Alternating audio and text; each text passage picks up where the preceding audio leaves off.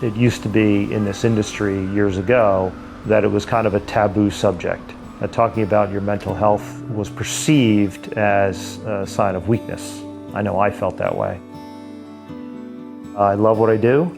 I lead a team that includes employees in New York, London, Paris, Singapore, and Hong Kong, and I've been at the firm for 28 years. Right now I live in New Canaan, Connecticut. It's a wonderful town. I like playing hockey. I play in a men's league up in Connecticut. My 18-year-old son, he suffers from bipolar disorder, autism spectrum disorder. He presents with oppositional defiant disorder. It hasn't been easy, watching him struggle with his issues. And then in the last few years, my oldest daughter actually got diagnosed with a rare blood and bone marrow disease. I've had some experience with some mental health issues also. I got divorced around 2010. I didn't see it coming and I went into a big depression. It sapped all of my energy. I found myself going through the motions. So I've seen a lot of firsthand issues with respect to mental health. You don't have to have a diagnosed mental illness to have periods in your life where you are struggling. I sit on the trading floor.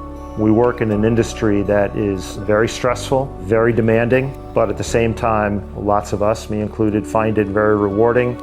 I remember sneaking away for my therapist appointments and hiding it, not telling anyone where I was going. And that's really a shame, because if you have a doctor's appointment or a dentist appointment, you say, I have a dentist appointment, I'm gonna go.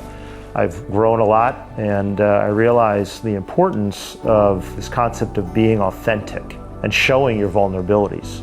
Our lives go through peaks and valleys. We can't really help but bring that to work. So I just started laying it out there, and slowly, but almost immediately, people would start to come up to me and tell me about some of their struggles. And I remember leading them off by saying, I'm not a therapist and this is not therapy, but I think talking about issues is itself therapeutic.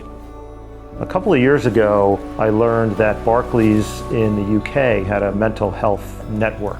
And I asked if there was such a network here in the US, and in pretty typical Barclays fashion, I was encouraged to start one. So I did. And then we started having forums. We had one on autism, one on anxiety and depression in the workplace, one on suicide. Some of these topics are not comfortable to talk about.